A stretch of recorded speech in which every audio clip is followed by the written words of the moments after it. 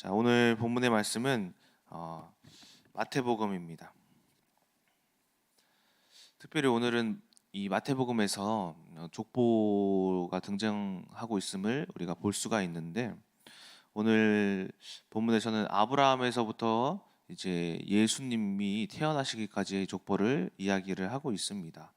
그런데 왜 마태복음의 신약의 시작은 이제 족보로부터 시작될까라는 그런 의문이 생길 수가 있는데, 오늘 이 마태복음의 족보는 두 가지 의미를 가지고 있다고 볼 수가 있습니다. 첫 번째가 무엇이냐? 예수가 누구인가? 족보를 통하여서 마지막에 등장하는 인물이 누굽니까? 예수님이시죠, 그렇죠?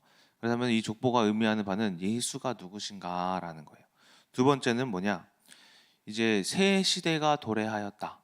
이 예수로부터 새 시대가 도래하였다라는 거예요. 그래서 이 두 가지 의미를 가지고 있는데, 이 두 가지 의미를 해석을 해보자면은, 첫 번째, 예수는 누구신가를 볼 때 처음 등장하는 인물이 누구죠? 족보에서 아브라함입니다. 이 아브라함이 등장했다는 이유는 이 인물에 대해서 뭐가 있었다라는 거죠. 뭐가 있었습니까? 언약. 그 말씀이 어디에 있어요? 특별히 또 여러 가지 본문에 있겠지만은 창세기 22장 17절에서 18절 말씀이 이 아브라함에 대한 그런 언약에 대한 말씀이에요. 그래서 하나님이 아브라함에게 뭐라고 말씀하시냐면은 너의 씨로 말미암아 천하 만민이 복을 받을 것이다라고 해요. 이것이 언약인 거예요. 그리고 또 중간에 누가 등장을 하죠? 다윗 왕. 다윗 왕에게도 뭐라고 하냐면은 사무엘하 7장 12절에 다윗에게도 마찬가지로 하나님께서는 다윗에게 너의 씨, 네 씨 뒤에 태어날 사람들, 그 태어날 사람으로 말미암아 네 나라를 견고하게 하겠다라고 이런 언약을 맺었어요. 근데 이것을 갈라디아서 3장 16절에 바울이 뭐라고 정의하냐면은 아주 정확하게 정의를 합니다. 아브라함의 그 씨를 그리스도다라고 정확하게 이야기를 하고 있어요. 그러니까 정리하자면은 바로 구약에서부터 시작된 아브라함, 그리고 중간에 다윗, 그 이후에 태어나신 이 예수는 누구냐? 아브라함부터 하나님께서 언약 맺으신 사람이 곧 예수다라는 거예요. 다윗 왕으로부터 하나님이 언약 주신 그 사람이 누구다? 예수님이시다라는 거예요. 그래서 이 신약은 새로운 시대지만 구약에서부터 끊기지 않은, 계속 이어져 오는 그런 언약을 붙잡은 이어져 오는 시대이다라는 거예요. 그러므로부터 이제 뭐가 도달했냐? 새 시대. 이 두 번째가 새 시대가 그러므로 도래하였다라는 거예요. 이처럼 아브라함과 다윗에게 맺은 너의 씨로 말미암는 그런 새 시대는 통하여서 하나님께서 뭘 하신 거냐면은 아브라함 그리고 다윗 그 이후에 많은 족보에 등장하는 모든 인물들의 언약을 성취하셨어요. 언약. 근데 언약을 성취를 하셨으면 이제 모든 사람들이 이제 구원을 받아야 되잖아요. 하나님의 언약이, 그렇죠? 그런데 지금 이 세상이 다 구원받았습니까? 아니죠.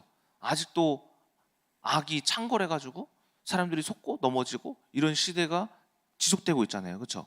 그래서 톰 라이트는 예수 그리스도의 이 시대를 뭐라고 하느냐? 이미와 아직이라고 해요. 이미 언약이 성취되었지만 아직 완성되지 않았다라고 하는 거예요. 그래서 근데 이미와 아직은 새 시대가 도래하였음을 이야기를 해요. 자, 그렇다면은 아직도 이 세상은 악이 창궐하는데 뭐가 성취되었느냐? 골로새서 1장 13절에서부터 14절 말씀을 보시게 되면 이런 말씀이 있습니다. 그가 우리를 흑암의 권세에서 건져내사 그의 사랑의 아들의 나라로 옮기셨으니 그 아들 안에서 우리가 속량 곧 죄사함을 얻었도다라고 해요. 그러니까 무엇을 성취했냐면은 흑암의 권세로부터 우리를 끄집어낼 수 있는 어떤 길을 성취하셨다라는 거예요. 그것이 바로 언약의 성취라는 거예요. 이것이 그 길이 뭐냐면은 새 시대가 그 길이라는 거예요. 그래서 새 시대는 그 길을 따라가는 자에게는 도래하지만은 그 길을 따라가지 않는 자들에게는 도래할 수 없는, 아직까지도 그 언약이 성취되지 않는 삶을 살고 있다라는 거예요. 자, 그래서 이해하기 쉽게 말씀드리자면 이게 무슨 말이냐? 우리가 이전에는 무엇을 하든, 누구를 막 만나든, 뭐 어떤 일을 막 계획하든, 좋은 일을 하든, 뭐 봉사를 하든, 선행을 하든 결과가 어때요? 아주 행복한 결과를 맺습니까? 아니죠. 인간은 새 시대에 도래하기 이전의 인간은 뭘 하든, 누구를 만나든, 착한 일을 하든, 봉사를 하든, 선행을 하고 예쁜 말만 하더라도 결국 사망으로 갈 수밖에 없는 게 그게 인간이에요.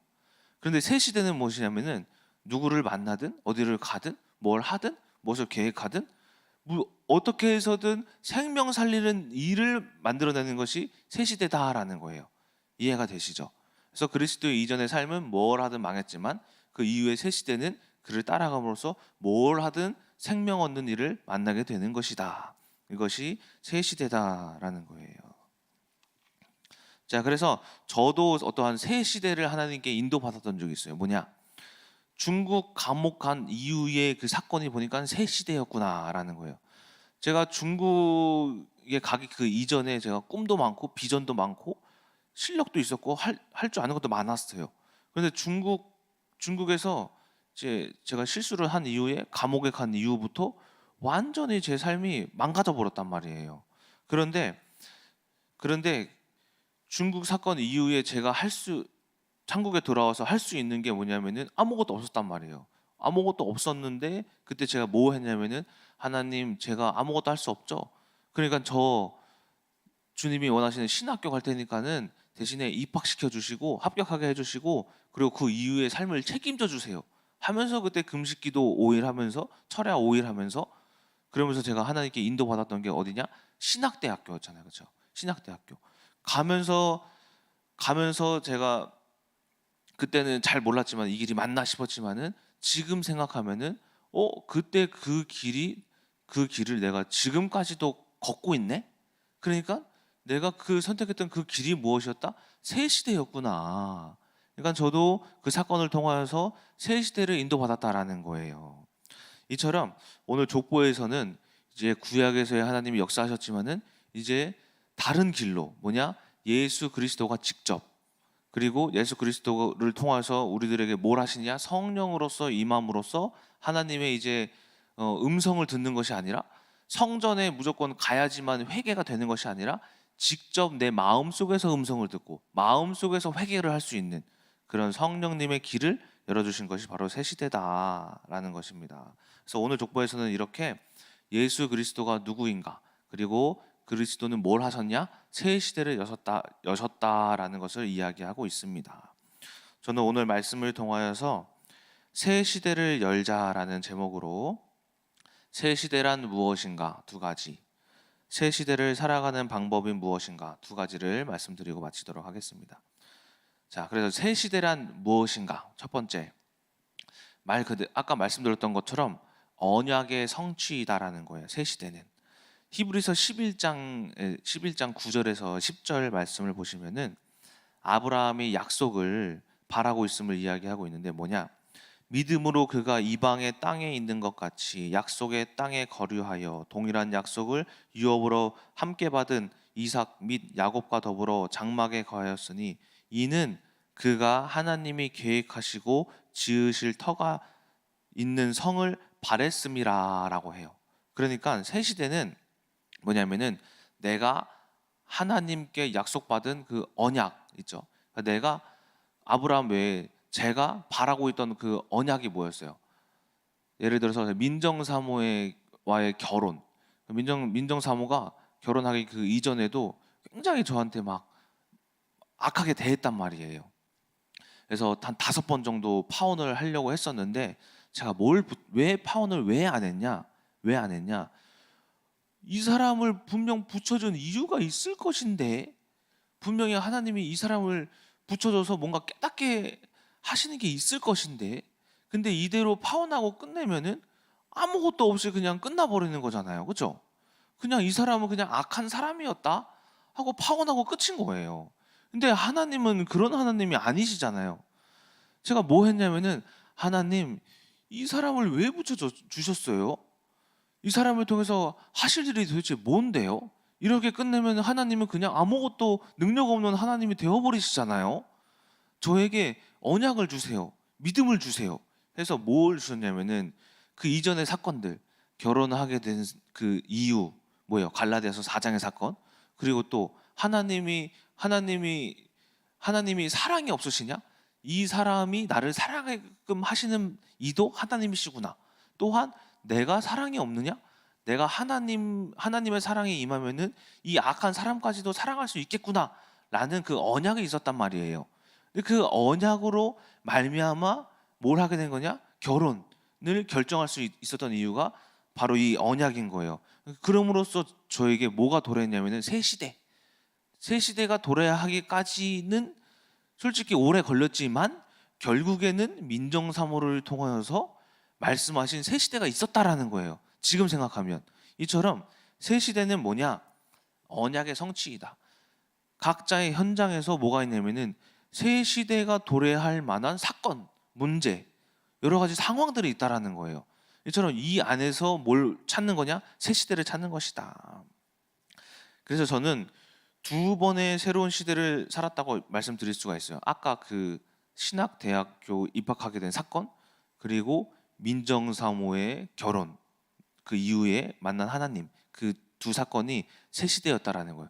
두 가지 공통점이 뭐냐면은 미래에 대한 언약을 붙잡은 거예요. 신학대학교도 미래 책임져 주시죠 하고 언약 붙잡은 거예요. 민정사모의 사건도 민정사모의 가정의 삶 책임져 주실 거죠? 신혼생활 책임져 주실 거죠? 하고 미래를 약속받고 나아간 거예요. 희망 없는 곳으로. 왜? 내 눈에는 희망이 없지만 하나님은 새 시대를 도래시킬 것이니까. 자, 이것이 새 시대다. 첫 번째. 두 번째 새 시대란 무엇이냐? 어디에든 있다라는 거예요. 이 새 시대는 어느 뭐 시간, 어느 뭐 장소, 어느 뭐 어디에 가서 도래하는 게 새 시대가 아니라 지금 이 자리에 내 생각에 따라 새 시대가 도래하느냐, 도래하지 않느냐, 그것이 내 생각과 마음으로 말미암아 결정된다라는 거예요. 그러니까는 제가 저번 주에 행복에 관하여서 말씀을 좀 드렸잖아요. 뭐냐, 행복은 내가 어떤 것에 이것이 행복이야. 그래서 행복을 부여함으로써 행복을 따라가다 보면은 행복할 수가 없다 그랬죠. 그래서 행복은 뭐예요? 부여받는다 그랬죠. 내가 맡겨진 일에 사명을 다하고 나아갔을 때, 하나님 안에서 나아갔을 때 그때 행복을 받는 것이다라고 했죠. 새 시대도 마찬가지로 새 시대는 내가 새로운 길을 개척해 나가고 무슨 만들어 나가는 것이 아니라 새 시대는 숨겨져 있던 것이 나타나는 거예요. 근데 원래 있던 것이 하나님으로부터 계획된 것이 나타나는 게 그게 새 시대라는 거예요. 그래서 어디에든 있다라는 거예요. 무슨 말이냐? 남편이 문제예요. 남편이 문제면 새 시대는 뭐예요? 이혼해가지고 끝장 보고 새로운 남편 사는 게 새 시대인 거잖아요. 그렇죠? 저도 마찬가지였어요. 제 아내가 문제였단 말이에요. 저는 결혼을 해서 새 시대가 도래하지 않으니까는 이혼하려고 했어요. 저도 이 인간이랑 못 살겠다. 새 시대는 뭐냐? 더 예쁘고 더 신앙이 있고 더 이제 하나님을 사랑하는 여자가 새 시대구나 싶어서 마음속에 기대를 했어요. 하나님이 이혼해서 어떤 여자를 또 새 시대를 도래하게 해주실까? 그래서 제가 뭐 했다 그랬어요. 다른 여자가 막 눈에 막 들어오고 다른 그 전에 사귀었던 여자친구들 막 생각이 나고 그게 새 시대인 줄 알고, 그렇죠? 근데 하나님이 원하시는 새 시대는 뭐냐? 그게 아니다. 그 지금 살고 있는 민정사모를 통하여서 열어줄 길이 새 시대라는 거예요. 그래서 제가 어떻게 됐어요? 열렸잖아요, 새 시대가. 제 친구가 뭐라 그랬어요? 재작년에 왔던 친구가 민정사모가 그렇게 악하게 대하는 것을 보고 동진이 불쌍하다. 어떻게 저런 인간이랑 사냐 하고 집에 갔는데 그 1년 후에 다시 와서 보니까는 동진아 너 다른 여자랑 결혼했냐? 라고 말할 정도로 새 사람이 되었다라는 거예요. 그러니까는 이 새 시대란 내가 생각하고 내가 마음 가진 것, 그 하나님 앞에 언약 맺은 것에 비례하여서 도래하느냐 마느냐라는 거예요. 또 자녀 문제에 관하여서도 제가 수없이 말을 했잖아요. 자녀가 없을 때에도 계속해서 말했잖아요. 하나님이 자녀 문제를 통해서 말씀하시는 것이 있을 것이다. 내가 자녀를 어떻게 막 만들어 가지고 뭐 어떻게 할 수가 없으니까 하나님이 분명 이 사건을 통해서 하시는 일이 있을 것이다. 그래서 뭘 찾은 거예요? 자녀가 없지만 자녀를 이미 주셨네? 라는 새 시대를 받았잖아요. 그래서 제가 자녀가 없지만 자녀가 있다고 했잖아요. 그게 뭐예요? 고등부 아이들, 이것이 나에게 맡겨진 영적인 자녀구나 함으로써 뭘 한 거예요? 자녀가 없지만 저는 자녀를 받았다고 고백했어요. 그때. 근데 그때가 새 시대가 도래한 거예요. 남들이 보기에는 자녀가 없어서 무슨 새 시대냐 할 수 있겠지만은 내 마음에는 새 시대였다라는 거예요. 이처럼 새 시대는 두 가지. 뭐냐? 언약의 성취다. 두 번째, 이 새 시대는 어디에든 있다라는 겁니다.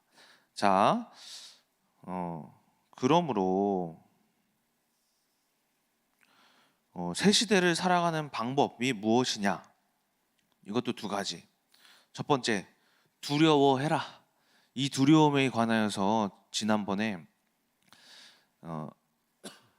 세바스토스라고 말씀을 드린 적이 있어요. 세바스토스. 이게 뭐냐? 이 두려움이란 두 가지가 있어요. 일반적인 두려움과 세바스토스적 두려움이라는 게 있어요. 일반적인 두려움과 세바스토스는 무엇이냐? 초기 그리스도교인들이 만들어낸 건데 뭐냐? 이것은 이제 히라버예요. 히라버로 세바스토스란 가장 높은 자에 대한 두려움. 가장 높은 자. 누구예요? 무당도 이야기를 해요.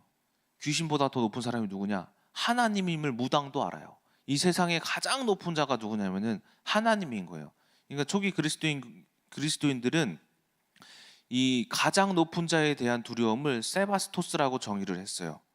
그래서 모든 만물을 주관하시고 인간의 생사 화복을 주관하시는 분에 대한 두려움, 그것을 세바스토스라고 하는데, 일반적인 두려움이랑 세바스토스가 뭐가 다르냐? 일반적인 두려움은 회피적이에요. 회피적. 그런데 세바스토스적 두려움은 매혹적이에요. 이게 무슨 말이냐? 일반적인 두려움, 예를 들어서 제가 제 눈앞에, 여러분 동물원에 가서 사자 보신 적 있으세요? 사자? 제가 지난번에 그 홀리드림 선교원에서 동물원을 가가지고 같이 동행을 했어요. 동행을 해서 뭘 봤냐면 사자를 이렇게 봤는데 사자가 엄청 크더라고요. 뭐 이 강대상 2개만 해요. 강대상 2개만 해, 덩치가. 그래서 실제로 보니까는 막 와, 저기 울타리가 만약에 없었더라면은 진짜 내가 한 방에 죽어도 의상할 것 없이 그렇게 막 두려운 거예요. 그래서 야, 무섭다, 빨리 도망가자. 그래서 좀 자리를 좀 피하게 되더라고요. 그러니까는 일반적인 두려움은 뭐냐면은 회피적이다라는 거예요. 회피적. 그래서 우리가 뭐 예를 들어서 여러분 뭐 귀신 영화 이런 거 보면은 귀신 무섭잖아요, 그렇죠? 그래서 제가 옛날에 뭐가 있었냐면 귀신이 너무 무서워서 계단을 내려갈 때 누가 이런 얘기를 해줬어요. 계단을 빨리 내려가면 계단 위에서 누가 쳐다본대. 그래서 계단을 빨리 내려가 본 적이 없어요. 쳐다보면서 이렇게 살짝 올라가면서 제가 이랬던 사람이에요. 무서워가지고 빨리 이 계단을 회피하고 싶단 말이에요. 그러니까는 일반적인 인간이 갖는 두려움이란 피하고 싶은 게 두려움이다라는 거거든요. 그런데 세바스토스적 두려움은 매혹적이다. 이게 뭐냐? 신에 대한 어떤 경외감은 생사화복을 주관하고 모든 만물을 주관함으로써 내가 이 신을 경외하지 않으면, 따라가지 아니하면은 무슨 일을 만날까봐 어떻게 되냐? 매혹된다라는 거예요. 이 매혹된다라는 뜻이 뭐예요? 매혹적이다라는 말 들어보셨죠? 뭐 어떤 장미꽃이 참 매혹적이다라는 말을 표현해서 예를 들어서 말씀드리자면 장미꽃에 아름다워서 계속 보게 된다. 그렇죠? 뭔가 이끌린다라고 할 수가 있죠. 그렇죠? 사람이 뭐 매혹적이다 하면 뭔가 이끌려 간다라는 뜻이잖아요. 그러니까는 세바스토스적 두려움은 하나님께 이끌려가는 거예요. 그래서 다니엘서 6장 말씀 보면은 이 사자굴 사건 이게 등장하잖아요. 이게 뭐예요? 바벨론의 어떤 이제 금령에 조서에 명령이 내려졌는데 바벨론의 신 외에 다른 신에게 기도하는 자는 사자굴 속에 넣는다라는 금령이 딱 내려진 거예요. 근데 다니엘은 뭐였냐면은 이 금령이 두려웠으면은 이 금령을 따라갔을 거예요. 그렇죠? 근데 다니엘은 세바스토스 했어요. 무슨 말이냐? 사자굴이 두려운 게 아니라 오히려 더 기도하면 안 되겠구나, 더 하나님께 나아가면 안 되겠구나라는, 사자굴이 아닌 일반적인 두려움이 아닌 하나님에 대한 두려움으로 더 기도를 했단 말이에요. 더. 그랬더니 실제로 사자굴에 끌려갔는데도 불구하고 뭐 했어요? 잡아먹히지 않았죠. 그래서 다니엘에게 뭐가 걸렸어요? 남들은 다 포로가 돼가지고 고통스러운 삶을 살고 있었는데 다니엘만큼은 하나님이 그 시대에, 새 시대에 일꾼으로 쓰셨잖아요. 그렇죠? 이것이 바로 세바스토스 하는 두려움이다라는 거예요. 하나님을 우리가 새 시대를 여는 방법 중에 하나가 이 하나님에 대한 두려움을 갖는 것이다라는 거예요. 자, 그래서 저희 교회 코로나 때도 보세요. 코로나 때도 마찬가지예요. 코로나 때도 만약에 저희 교회가 코로나에 대해서 무서워했다면은 성도님들 교회 오지 마세요. 그럼 집에 가세요. 막 이랬을 거예요. 근데 저희 교회는 어땠냐면은 오히려 코로나 나라에서 정한 법률을 잘 지키면서 뭐 했냐면은 어떻게 해서든 사람 살리려고, 어떻게 해서든 복음 전파하려고, 그래서 온라인 예배가 또 개설되기도 하고 온라인 시스템이 더 좋아지기도 하고 마이크도 개선되고 여러 가지 막 개선되면서 뭐 했냐면은 복음 전하기 위해 힘썼단 말이에요. 그러니까는 다른 교회들은 더 어려워지고 경제적으로 어려워지고 성도님들이 떠나고 했는지 모르겠지만은 저희 교회만큼은 더욱더 코로나로 인한 그 이후의 새 시대가 저희 교회로부터 열렸잖아요. 전국으로 말씀이 퍼지기 시작했죠. 그렇죠?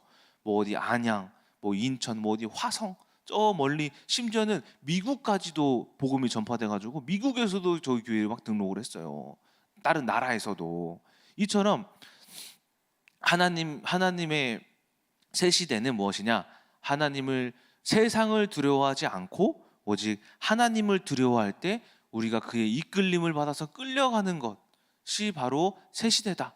그러므로써 우리가 이 세상에 닥칠 일보다 하나님이 하실 일을 더 두려워하는 것, 즉 경외함을 가지는 것이 새 시대를 여는 첫 번째 방법이다. 두 번째, 미래를 도식화하여라. 도식화가 뭐죠?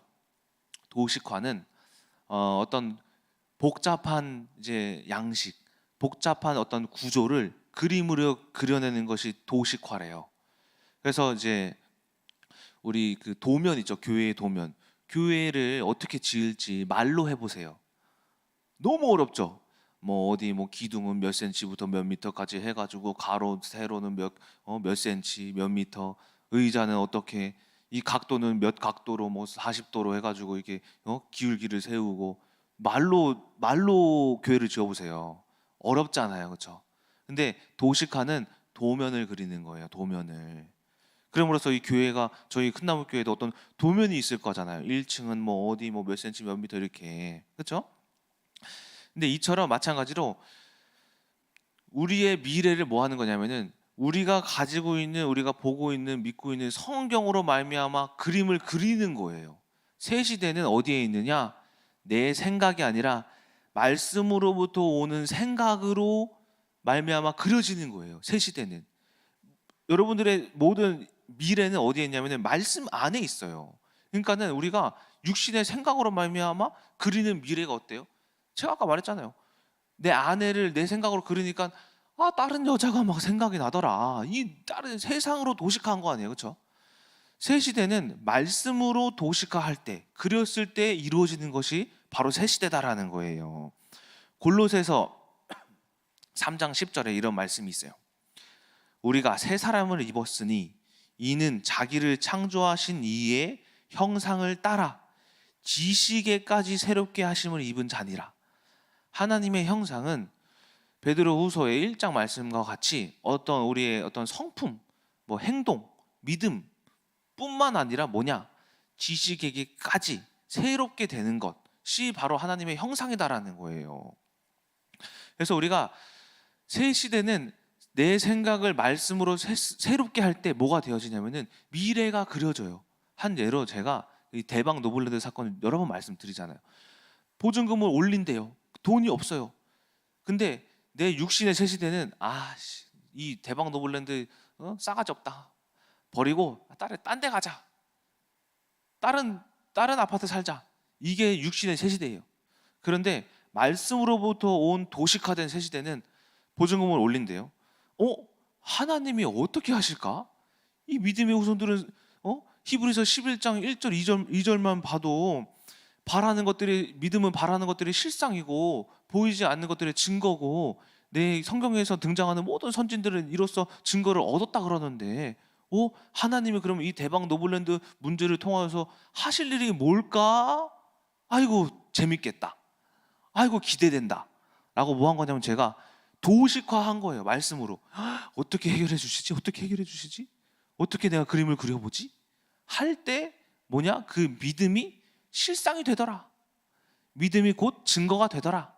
이처럼 두 번째는 뭐냐? 말씀으로 말미암아 그려라. 내 생각으로 이상한 상상의 나라를 펼쳐갖고 슬퍼하고 막 낙심하고 막 우울증 오지 말고 말씀으로 말미암아 그려라. 자, 결론입니다. 새 시대를 살아가자. 어떤 시대를 살아가야 하냐? 이 새 시대는 어디에든 있다. 이것을 기억하시기 바랍니다. 가정의 새 시대가 있다. 남편에 의한 새 시대가 있다. 아내에 의한 새 시대가 있다. 자녀로부터 말미암는 새 시대가 있다. 직장의 새 시대가 있다. 내 또한 미래의 새 시대가 있다. 첫 번째, 두려워해라. 모든 문제 가운데 인간으로부터의 마음을 가지지 말고 하나님이 모든 것을 주관하신다라는 두려움으로 말미암아 그를 따라가자. 두 번째, 도식화하여라. 내 생각으로 말미암아 우울하고 낙심 오고 신명기 28장의 말씀처럼 미치는 일을 만나지 말고 성경으로 말미암아 말씀으로 말미암아 소망을 얻어서 그 소망을 그려보자. 그렸을 때 하나님께서는 그 믿음을 보시고 그것을 실상으로 만들어 주신다. 이 두 가지를 기억하시면서 우리가 이 새 시대를 살아감으로써 하나님 앞에 큰 증거를 얻고 증인이 되시는 우리 큰나무교회 성도님들 되시길 주님의 이름으로 소망합니다. 기도하고 마치겠습니다. 사랑의 하나님, 예수 그리스도가 오신 이유는 우리에게 새 시대를 열어주시기 위함이었음을 우리가 오늘 들었습니다. 이 새 시대는 아버지 하나님 예수 그리스도로 말미암습니다. 우리는 그리스도를 향한 언약을 붙잡아야 합니다. 이 언약은 아버지 하나님으로부터 나오는 것입니다. 이것은 우리가 말씀을 통해서 깨달을 수 있습니다. 말씀으로 우리가 말미암아 새로운 시대를 우리가 생각으로 도식화할 수 있게 하여 주시옵시고, 또한 그 모든 생사화복과 만물을 주관하시는 하나님을 세바스토스, 즉 두려워하고 경외함으로써 우리가 예수 그리스도에게 이끌림을 받아 하나님의 일을 성취시키는 우리 큰나무교회 성도인들 되게 하여 주시옵소서. 살아계신 예수 그리스도의 이름으로 기도드렸습니다. 아멘.